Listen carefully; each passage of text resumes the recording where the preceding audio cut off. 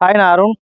இன்னைக்கு எதை பற்றி பார்க்க போகிறோன்னா, தீராத தலைவலி, தீராத காய்ச்சல். அதுக்கு என்ன மாதிரி மருந்து நம்ம வீட்டிலேயே செஞ்சு சாப்பிட்டா ஈஸியாக சரி பண்ணலாம், அதான் பார்க்க போகிறோம். நம்ம யூஸ் பண்ணுற மூலிகை இந்த 4 மட்டும்தான். இந்த மூலிகைகளோட பொடி: நிலவேம்பு, சீந்தில், துளசி, வில்வம். அதே மாதிரியே இஞ்சி, சுக்கு, திரிபலா, திப்பிலி. இந்த 4 பொருட்களுடைய பொடி. இதை நம்ம எப்படி செய்ய போகிறோம்னா, இப்போ நான் சொன்ன பொருட்களுடைய பொடியை சம அளவு எடுத்துக்கணும். எடுத்து மிக்ஸ் பண்ணி வச்சுக்கணும். மிக்ஸ் பண்ணி வச்சுட்டு தினமும் காலையில் எந்திரிச்ச உடனே, மதியானம், அதே மாதிரியே நைட்டு 3 நேரமும் பாலில் கலந்து கொடுக்கணும்.